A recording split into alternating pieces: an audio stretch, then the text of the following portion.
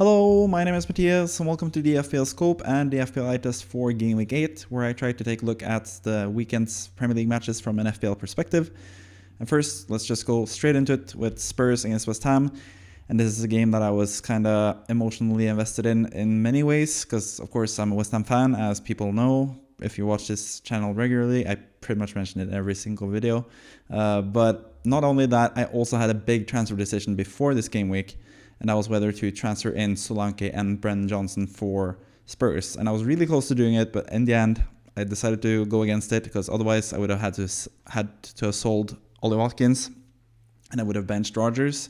Now Rodgers would have come on anyway for Saka, but that would have also meant that I wouldn't have had Mykolenko coming off the bench with his clean sheet as well. So in the end, really happy that I didn't do the transfer, because if I had to watch my own favorite team, West Ham, lose 4-1, and then my two newly brought in Spurs assets both blank, I don't know what I would have done. But let's just go from the start of the game. First off, Spurs sort of got in command straight away, but West Ham had a pretty big chance from Kudus when Bowen passed to him. Didn't score the first time, but the second time was the charm for Kudus, who scored, and that was the good start, or the good part of the game for Kudus. We're going to get to that later on, what he did eventually. But basically, Spurs were just a better team in this game. I had, one of the reasons that I didn't do the Spurs transfers was the fact that I was thinking maybe West Ham had turned a corner now with Todibo in central defense. That proved to be not the case at all. West Ham were still really susceptible to concede big chances against the better teams. I think the big six teams will have a pretty good chance to score a lot of goals against West Ham. We've seen that with Chelsea. We've seen that with Spurs now. And I think that's going to be a theme throughout the season. But yeah, Heung-min Son back for Spurs. That was a huge thing for them. Didn't really do much in the first half. West Ham actually almost had the lead until the second half as well. But then Kulusevski scored a really nice goal from Kulusevski. But again, not the best goalkeeping from Areola, who's had a really bad season. And he's been pretty poor for quite a while, actually. So I would not be too surprised if Areola is dropped for Fabianski, and that means that a lot of us would have a really good backup goalkeeper for like 4.0. So that would be good FPL-wise, and I think at this point it would actually be good Premier League-wise for West Ham as well, because Areola is just not that good, sadly. Yeah, really should have done better with the first goal, but Kulusevski managed to sneak in the goal in off both Areola and the post, and the ball just barely went past past the line and into the goal. Then second half, Spurs again score with Bissouma this time, pass out from Udogie. West Ham really susceptible to chances from their left, or from West Ham's right, I should say, but the opponent's left, and that's what happened again and again in this match. The first goal was from the right with Kulusevski, but yeah, the goal from Bissouma came there. Spurs were just a better team. They just really put on the gas there at that point of the game, scored the 2-1 goal, and then straight after they scored the 3-1 goal, which was an own goal in the end from Areola. So even worse luck for anyone that has Areola in goal for some reason. But also that goal is very controversial. It became very controversial just like about 10 hours after the game, because that's when FPL decided to award an assist for Son for that goal. And yeah, it's pretty much just completely outside of the rules, the fact that they gave the assist to Son. The shot deflected off of Areola, then into Todibo again, and then off Areola again. So with that amount of deflections, it should never be an assist. And yeah, people that have Son should be considering themselves pretty lucky to have him, because yeah, he shouldn't have had that assist. And then obviously Son got his chance towards the end of the match, had a one-on-one against Todibo, who I did praise earlier in the last two game weeks. He's been West Ham's best player in game week 6 and game week 7.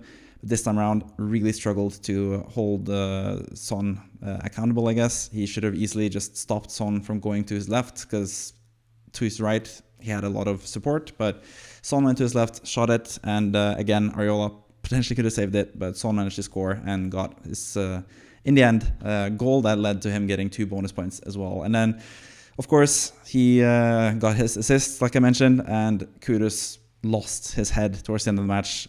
Clearly frustrated. He was frustrated a couple game weeks back when he was subbed off at the half as well. Really upset with Lopetegui, which is kind of weird with Kudus, because he was so calm and cool and collected last season under David Moyes, but this season he just seems a bit more erratic. Doesn't seem like he's fully on board with what's happening, and yeah, he let his frustrations show clearly towards the end of the match there. I'm going to talk a lot about VAR in this weekend's matches, and a lot of it is actually good, and that's weird coming from me, who's a pretty much anti-VAR guy. But in this instance, No idea why the referee didn't give him a straight red card. He basically kicks Van de Ven twice while he's down on the ground.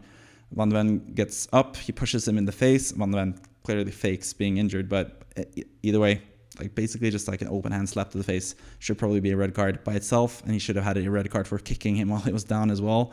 And then like the Richarlison thing was nothing, I think, but then he also shoves down Bissouma as well afterwards. So yeah, just completely lost his head, Kudus, and now he's going to be out for 3 matches at least, maybe more. I don't know. Maybe they will add more punishment for that, because that was pretty egregious what he did. Kudus in general didn't really hurt anyone. Like, it's pretty much harmless, but again, just the behavior in general, yeah, just pretty awful from him. And now he's going to miss several huge games. So yeah, really poor from Kudus. He looked really good with the goal and the chance earlier in the game as well. But yeah, even more problems for West Ham. And this probably opens a bit of playing time for Summerville. But West Ham just look awful now. They have really bad fixtures.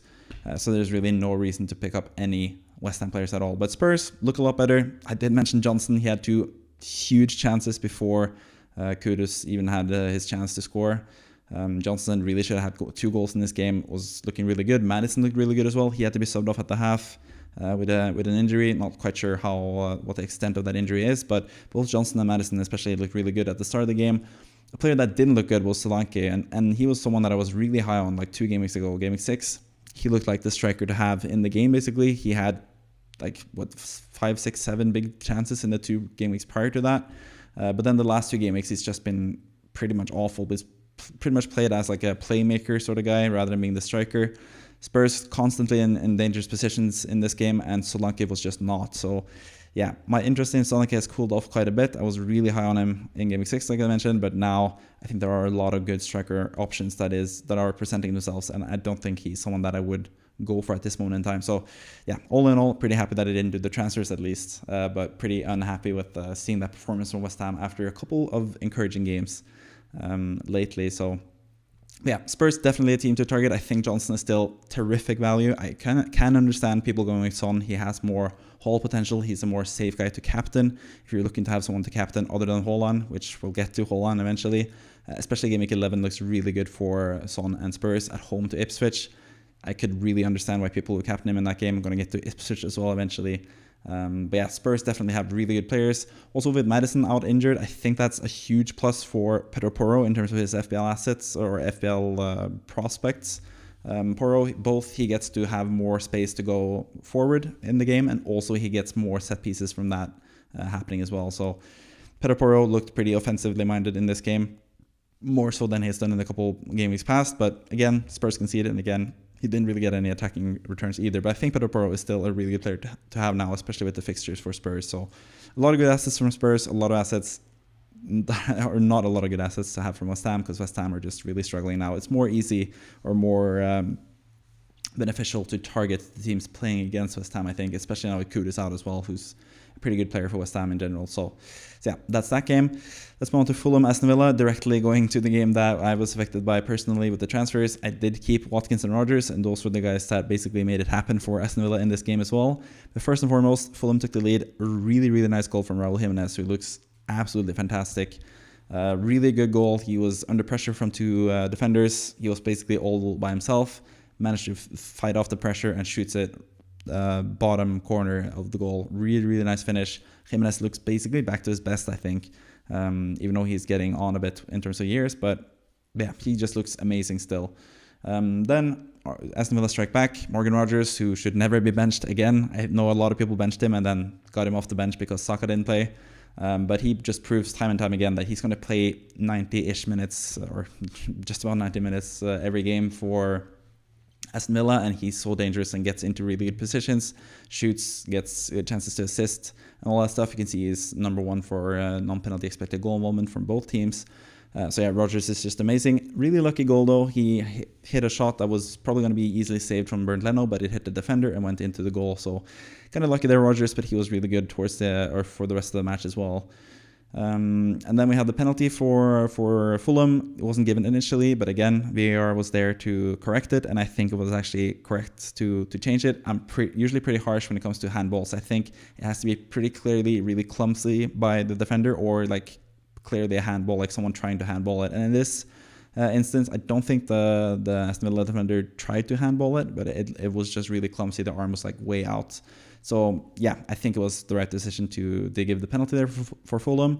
But in the end, didn't really matter for Aston Villa because they have Emi Martinez in goal, the world's #1, like Aston Villa fans sang for him after he saved the penalty. But yeah, pretty terrible penalty from Andreas Pereira. We know last time Fulham got a penalty, Raul Jimenez took it and scored, but then the manager said that Andreas Pereira was actually the one that was supposed to take it. But I think after this penalty, which was really, really bad from Andreas Pereira, I think Jimenez should be on pens now because he's just in the form of his life. He is a really good penalty taker. We've seen that in the past. So yeah, I think he's going to be a really good asset going forward for his price. Fulham also still look pretty good. They did create more expected goals than Aston Villa in this game, but in the end, I don't think it was that. I think it was pretty correct score basically in the end for Aston Villa. I think they were the deserved winners is what I was looking for there, because they managed to win the game in the end. Firstly, the 2-1 goal from Watkins, just a fantastic header from Watkins from a corner from Tielemans.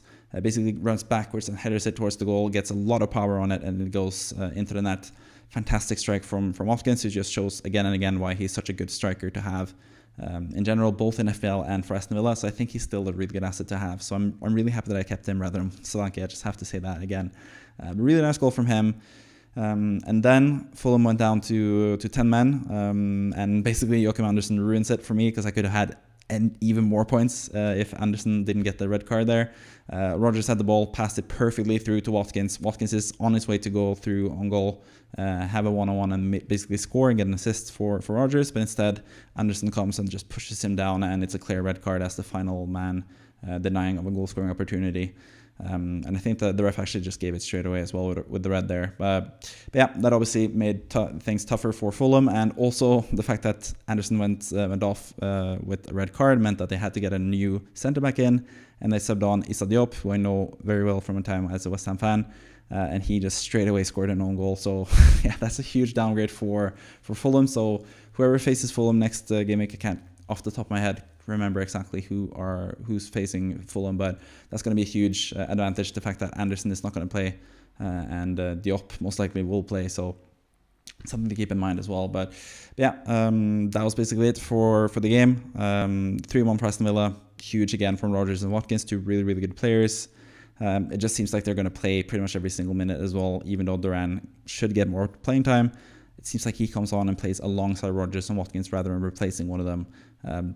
Some of the time at least. Sometimes it is Watkins just a straight swap. I think that's what happened in this game as well. Duran came on for Watkins, but Watkins got his goal, which was a really nicely taken goal, and he could have had another goal as well from that Anderson red card situation. So yeah, Aston Villa just continued to look really, really good this season. Fulham have been a good team so far this season, but Aston Villa managed to get a 3-1 win away from home, which is really, really impressive. So yeah, that's that game.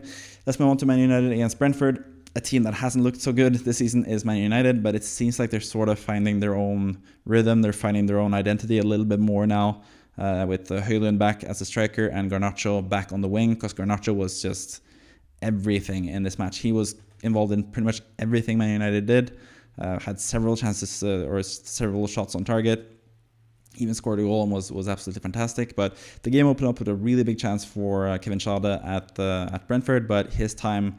He hasn't even played that much now that Wissa has been out, and now Wissa is back from injury. He came on later on in the game, which is really nice to see for any Brentford fans. But yeah, I think Man United sort of figured themselves out a bit in this game. Brentford could have scored that early chance, and it would have been a really different story in this game. But Man United sort of kept it tight at the back from that point onwards, got some confidence from their defensive work, and then managed to score goals and win the game, and in the end, quite deservedly so, I would say.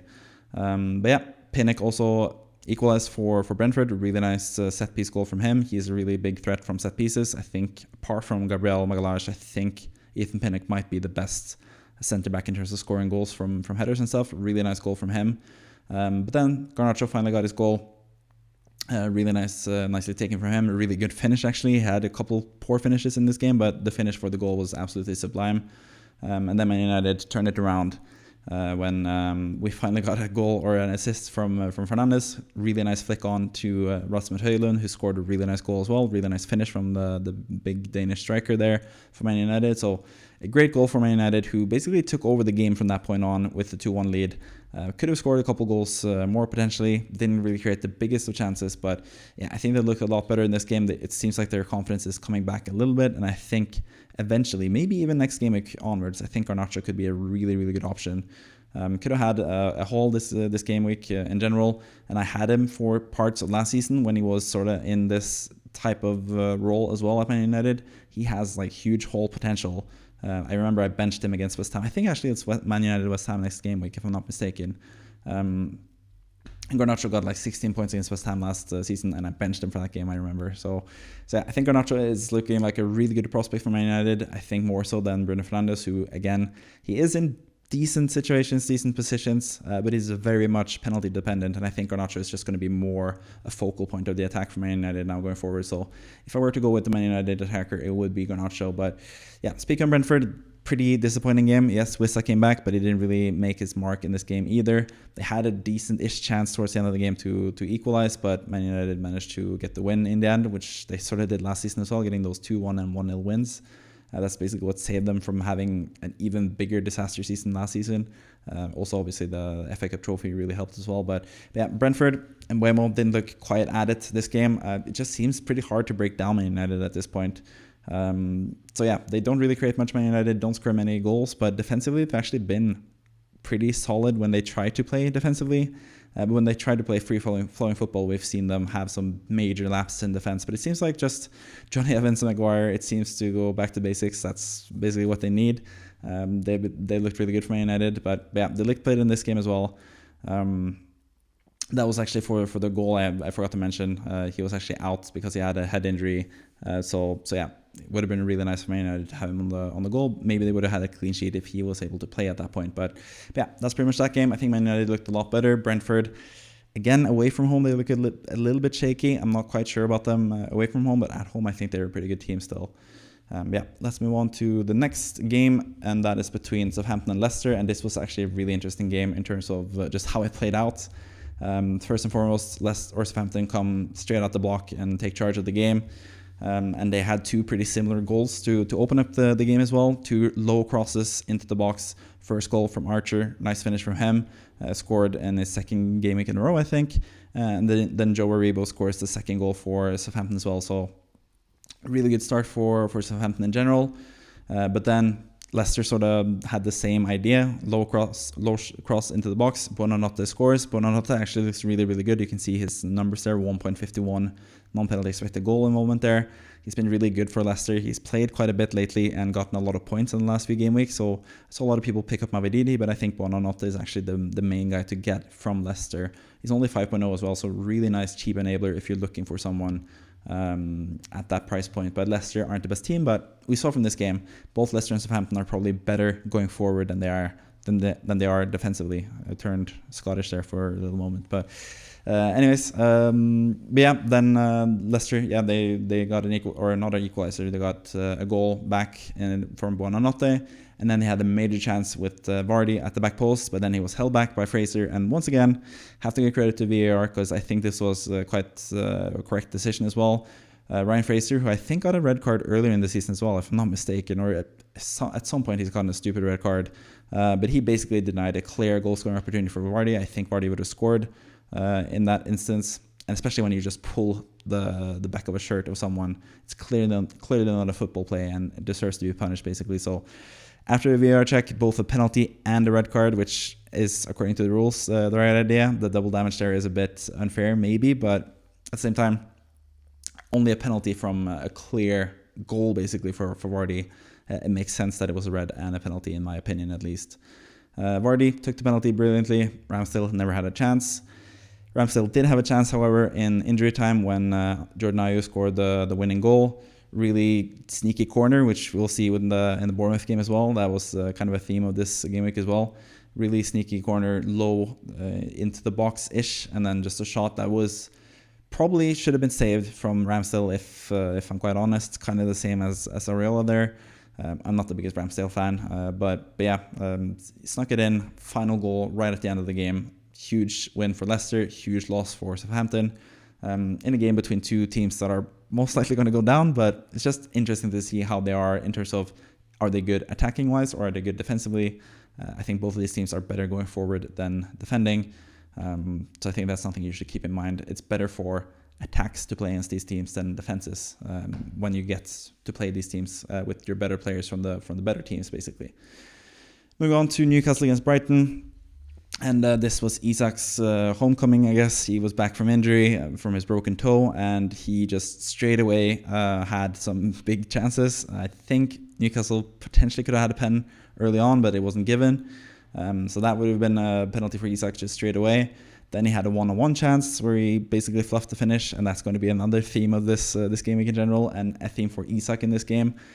Huge miss from Isak, but Welbeck on the other end did not make the same mistake. Really nice link-up play with Jorginho Rutter, who just keeps impressing me every game week. I've never been impressed by that guy up until the season, and now every single game week I think Rutter looks absolutely amazing. Welbeck as well, always been a huge fan of his, but he's even surprised me in terms of how good he's been so far this season. He's the second best striker in the game with 50 points so far. Scored again in this game. Brilliantly taken goal. Really nice link-up play, and then a really nice finish as well from Welbeck to give Brighton the lead and eventually the win with the only goal in the game.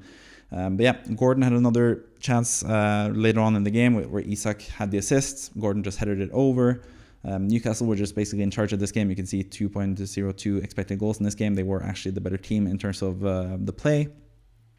Isak had several other smaller shooting chances, but the ball just wouldn't go into the net for him. Several save opportunities for Verbruggen, who ended up with 10 massive points this game week for anyone that had him and started him. But yeah, Isak, several chances to score, but just couldn't find the net in this game.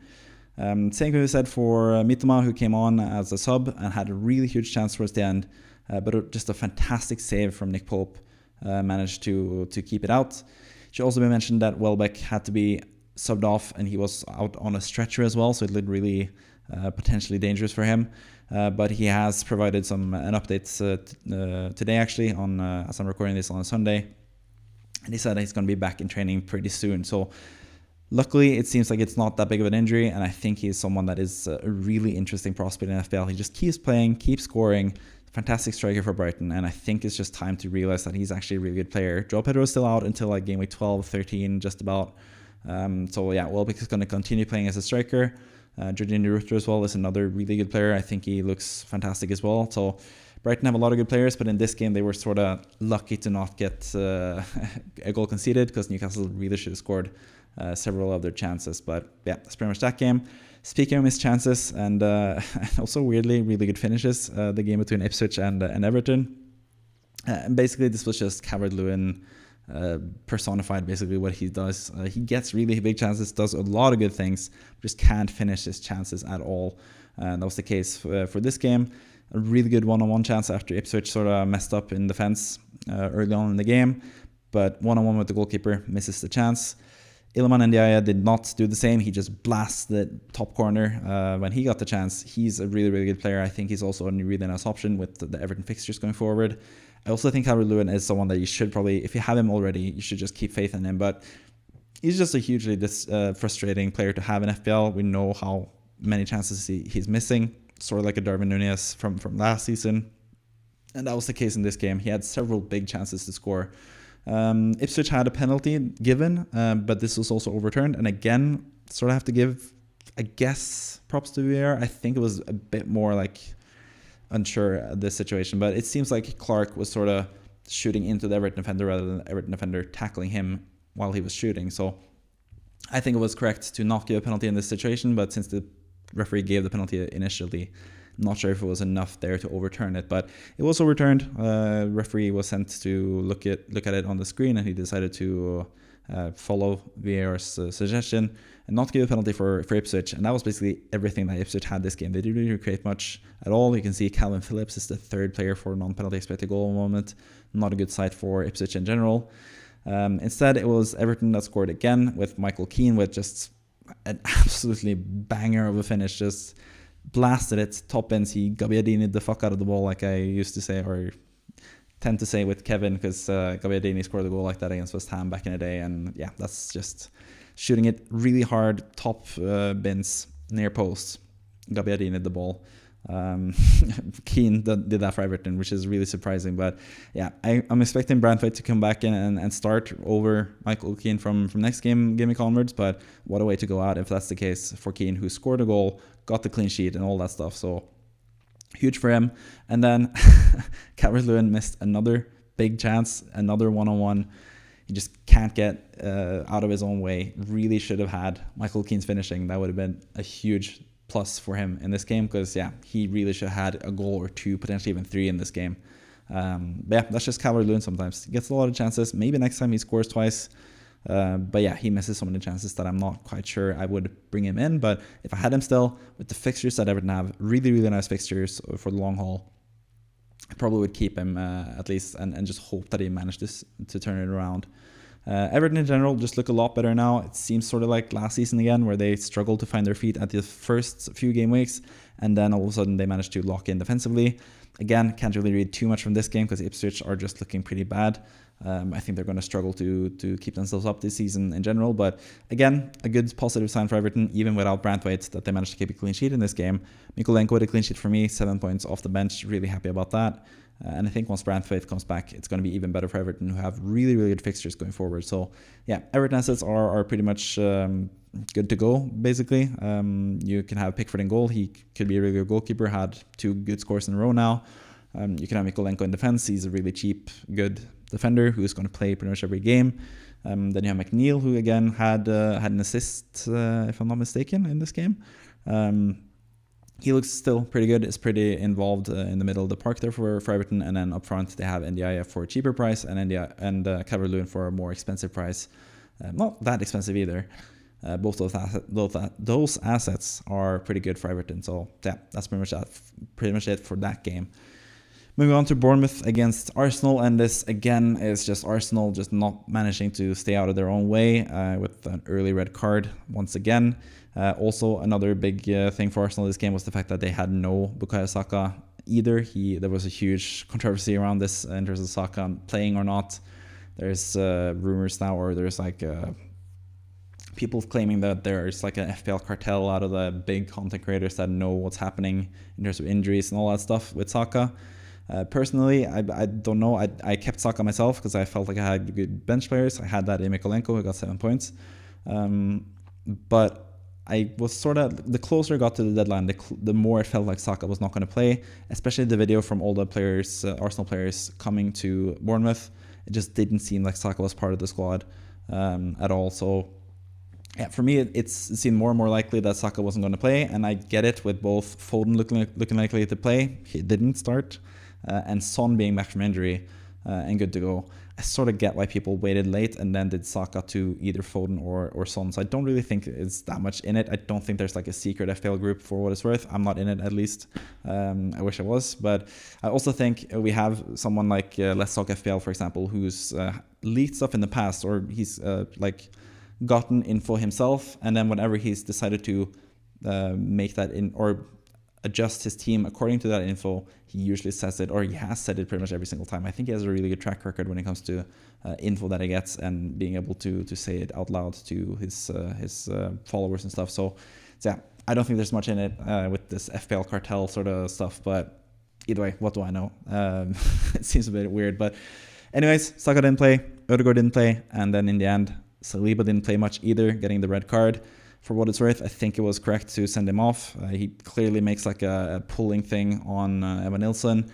Maybe it wasn't a clear goal-scoring opportunity. It could be argued. It depends how close Ben White was to getting the ball. But from Saliba's perspective, at least, he does not want Evan Nilsson to run there unimpeded, and he does like an illegal motion. So I think as long as he tried to play football, if he didn't try to grab him down with his hand, if he just like sort of got into him with his body just inadvertently, I think it would have been harsh with a red.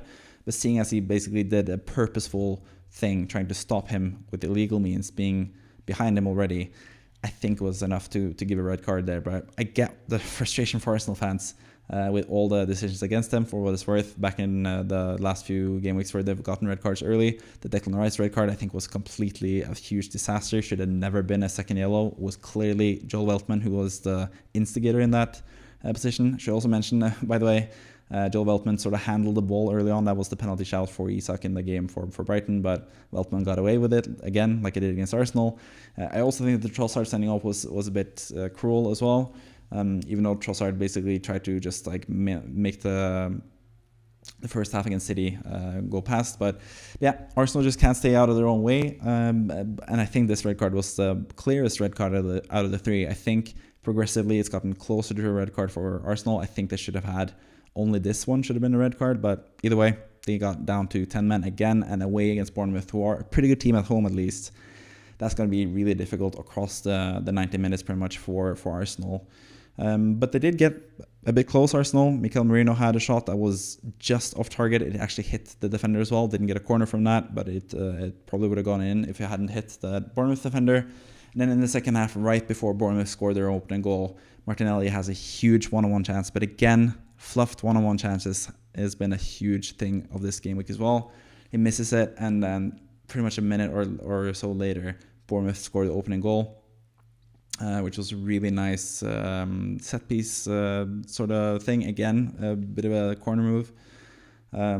Pass into the box from a corner, low cross, nudged out to Christie, who shoots it just perfectly into the goal. I could see it as soon as he struck that ball out, that ball was going to go in, and Bournemouth took the lead that way. That was pretty much it for Bournemouth. Then again, Kivior, who came on, this is also another theme, I guess. Diop came on for Anderson and sort of messed it up after Anderson got sent off in the Fulham game, and Kivior sort of did the same, coming on for Sterling to basically replace Saliba in defense. Really bad back pass, and Bournemouth got through one-on-one. Got the penalty, which I think was correct. I don't think it was correct. I don't think it should have been a red card for Raya, and it wasn't a red card. He managed to stay on, but he did manage to save the penalty, which was scored from Justin Kluivert. And from that point on, Bournemouth just basically had the game in the bag. Semenyo looked a bit better this time around than last time around. You can see him top for non-penalty expected goal moment across both teams. So I still think Semenyo is a good player to have. Plays Aston Villa next game week, and Aston Villa have shown that they can concede a couple goals. So I think Semenyo is still a pretty good player to have. Even though he has some tough fixtures in game week 10 and game week 11. But after that, he gets pretty easy fixtures. But yeah, Arsenal just have to manage to keep 11 players on the pitch. I think Arsenal are still the best team in the league this season, especially with City without De Bruyne and Haaland. Or Haaland, I should say. He was missing today, but De Bruyne and Rodri is what I meant. So yeah, I think Arsenal, if they manage to stay out of their own way, I think they could easily win the league, but they just need to be 10 men or 11 men on the pitch basically at all times. And they also need Saka back and they need Odegaard back, but they're going to be back pretty soon, I think. So yeah, that's pretty much it for Arsenal. Kivior is trash. I just have to mention it. He was subbed off again after his mistake. I don't really know what people see in him because yeah, he's just done so many bad decisions and interceptions. Basically for Arsenal, that I don't really get the point of him. Even though he's still young, should probably give him some more time. But yeah, with the defenders Arsenal have at their disposal, I think Kivior is disposable, if that makes sense. Moving on to Wolves against Man City. Did mention the differences between Man City and Arsenal. We saw that with Arsenal, sort of amalgamation of those two teams and what's the issue for Arsenal and the positive thing for Man City. And that was sort of the same this game week.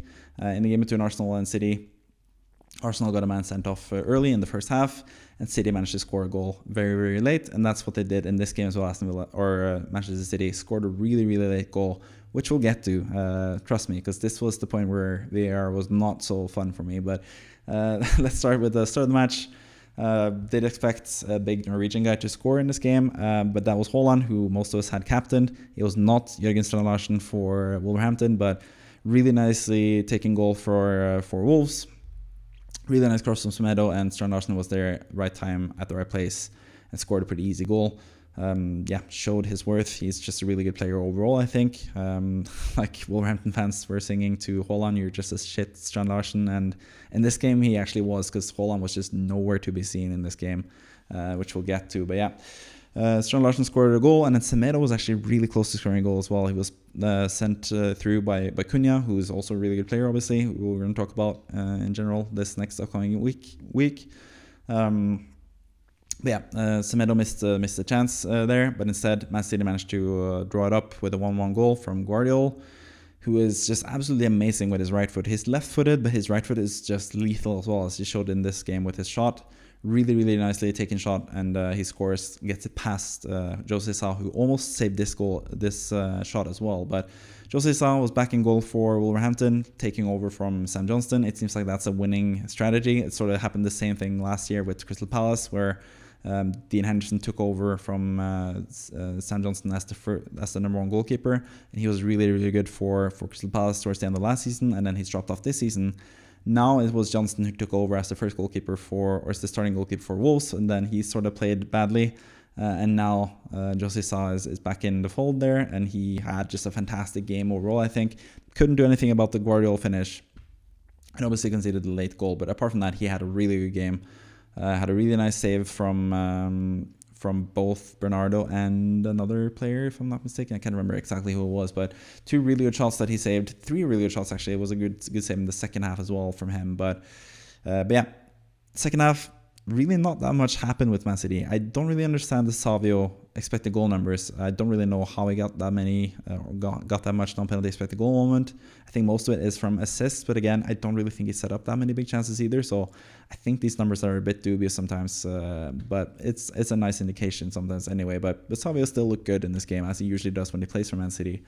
But Man City couldn't really create much, really struggled. Wolves played pretty defensively minded. Haaland just couldn't do anything, basically. He had one decent-ish chance when he was passed through by Lewis, but Dawson again, who had a really good game for Wolves, was in the way. Joe Gomez as well was really good for Wolves. They had a lot of good players in this game defensively to stop Haaland, and Haaland just was completely absent in general. Yeah, really struggling. 3rd blank in a row for Haaland. Next game week against Southampton at home, I think some people had talked about potentially using him as triple captain that game week. I probably wouldn't do that myself, but I think captaining him is still the right play against Southampton at home. That's sort of like a last chance for Haaland. If it doesn't do anything there, it could be time to move him on. But at the same time, I think he just really misses Kevin De Bruyne. I think once De Bruyne is back, potentially next week already, we're going to have to see the KDB injury news. Once KDB is back, I think Haaland will be a bit more lethal. So I could imagine seeing KDB being out for next game as well against Southampton, and Haaland again struggling. And then when City gets like tougher matches, they got slightly tougher matches against Brighton and Brentford, I think. In those types, not Brentford, but yeah, Brighton at least. In those types of matches, once KDB is back, potentially, that could be when Haaland hauls, when everyone has sold him. That could easily be something that happens, I think. So yeah, just have to give him another chance against Southampton and see what happens with Kevin De Bruyne. But yeah, Haaland not the best in this game. But either way, didn't really matter for City. They managed to get 3 points anyway, because that's what City do. They managed to score goals late like they did against Arsenal. They did it again in this game against Wolverhampton. Several corners towards the end of the match. And then the final corner of the game, most likely, Foden swings it in. He had come on and got the assist there. Swings it in to John Stones, who headers it in. Goal, everyone celebrating. It seems like everything is A-okay. And then like 20-30 seconds after the ball's gone into the goal, you can hear just a big loud cheer from Wolverhampton. I assume it was because the linesman put his flag up eventually. In my opinion, it seems like, I don't know, from what I've seen or heard from VAR discussions in the past, it seems like they're sort of discussing it briefly before they go to check VAR as well. They're discussing amongst each other, and then they decided to disallow the goal for an offside for Bernardo Silva, but that in the end proved to be false. He was not offside at the moment in time where Stones hit the ball. He was basically out of the way of Jose Sa and didn't really impede him from that point onwards, which is the only way he could have been offside in that instance. If once Stones hits the ball with his head, if he's impeding the goalkeeper, he would be offside, but he didn't. So yeah, clear goal, a lot of confusion. Referee has to go to the sideline to watch it again, and he was checking if it was going to be continued to be disallowed or not. So very confusing. It seemed like it was going to check to see if it was reason to disallow it, but it was looking for reasons to allow the goal. Very confusing in general. What should have been a great moment, like a fantastic celebration for City, it turned out to be like jubilation, then sort of despair after they lost the goal, jubilation from Wolves fans, and then sort of despair from them again. Once again getting a VAR decision against them, and once again a VAR decision for Man City. So it just became a huge controversy when it really shouldn't have been. It should have just stood as a goal as they originally called it. But yeah, just a lot of weird things there. And it kind of made me a bit mad. And I was going to go on a big VAR rant until I looked at all the other games. And actually, VAR had a pretty good weekend overall. I think they did more good than bad this weekend. So even though I am a pretty big VAR opponent, and I was sort of proven right in this instance just because of the sheer weirdness of it and just all the confusion it creates. A lot of people now thinking that Man City got handed something even though it was clearly a goal. I think if VAR wasn't here, I think they would have just given the goal, would have stood, no one would have talked about it, and Man City would have had a great moment at the end of the game. But instead, we had this clusterfuck of really weird proportions. But anyways, Man City get the points, 3 points as they always do, and their main assets in FPL blank as they usually do this time around. Rico Lewis again played 90 minutes. He seems pretty nailed, but what does it matter when he just keeps conceding goals anyway? I think he's still a good asset. Eventually, you have to expect him to keep some clean sheets, potentially Rico Lewis to get some attacking points, but that's not happening. Instead, it's Guardiola scoring goals now that I've sold him myself. I had him from Game Week 1 through Game Week 5, and then wildcarded him out in Game Week 6, and now he scored twice after that. But that's just something that happens sometimes. But yeah, Guardiola's looking really good. It's basically, it should have been probably the standout player for me, but just had Bernardo, who also had a bit of a flare in his head, like Foden's foot hit his head and he was bleeding from his head. That's the picture you can see there on the screen. Bernardo had a couple of decent chances, a couple of nice shots that Jose Sa saved. Jose Sa could have been the standout player for Wolves as well. Was really, really good in this game. But in the end, Man City managed to get all 3 points in this match, as they usually do. They look a bit weak, especially without KDB on top of not having Rodri, but they managed to get the points anyway. Yeah, that's basically it for that game. The final game of the game week was, or not the final game of the game week, because we have a game on Monday, but I'm not going to cover that in the weekend walkthrough or the FPL test. This time around, it's not the biggest of games, and I figured I should just put this video out early Monday for any of you guys that want to know what happened in Game Week 8, basically. But final game of that I'm going to cover this game week is between Liverpool and Chelsea, and that was a game I was pretty excited to see myself, just to see how good Liverpool are defensively and how good Chelsea are offensively. And I think the answer that I got was that Liverpool are still legit. They seem like a really huge title contender this season. They still have Van Dijk, Trent Alexander-Arnold, Salah, all those guys. Alisson as well in goal. He's not there now. He's injured, but Liverpool have that many like superstars basically that have been really, really good. And when Man City are weakened like they are this season, without Rodri the whole season and KDB for some times as well, and a slightly weaker squad than they usually have had, I think the title's there for the taking, and Liverpool might be the team to do it because they still look really, really good. Even in this game against Chelsea, which was a pretty big test for Liverpool in general. But yeah, Liverpool, they sort of appealed for a penalty. Before they got the penalty, they had Salah just going down in the box just really loosely. It was never a penalty in a million years.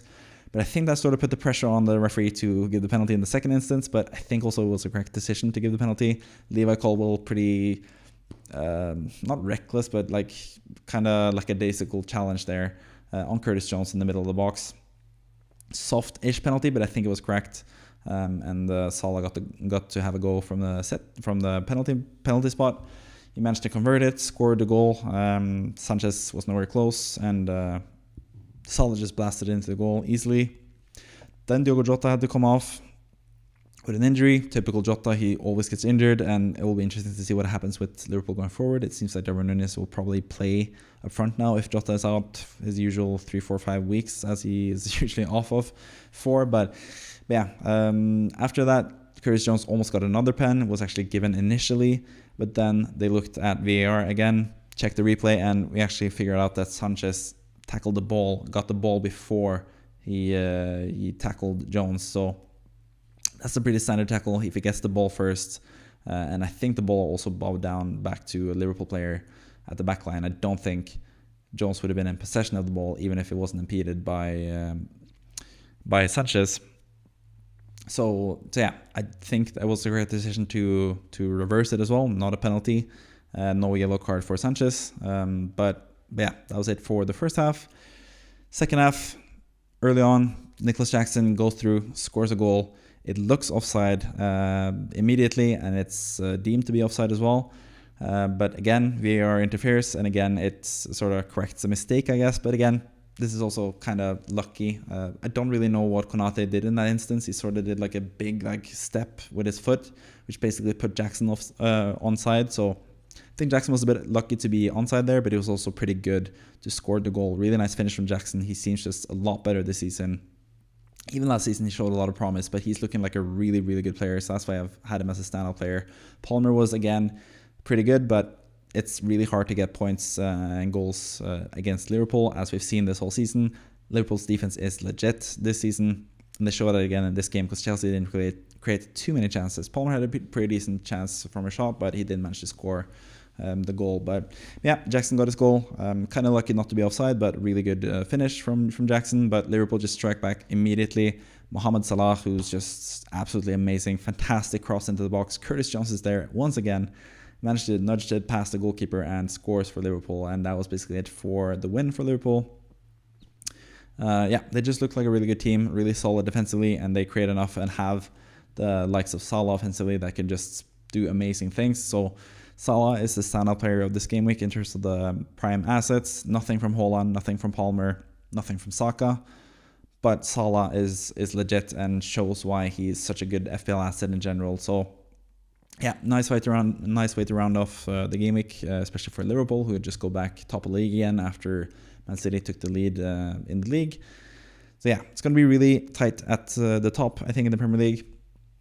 In for a pretty interesting title race in general, I think. I still hold Arsenal as slight-ish favorites, maybe, if they can finally get their stuff together and not get sent off early on in the game. But Man City had that pedigree, as they've shown in these games, getting the final goals, and Liverpool look really solid. So those three teams look really good. I think Chelsea, Aston Villa, those teams look pretty good behind them as well. Quite a lot of decent teams in the Premier League, but quite a lot of bad teams as well, as we've seen with the likes of West Ham, Southampton, Leicester, and Ipswich, for example. But yeah, fun game week overall. A lot of things that happened, a lot of VAR interference.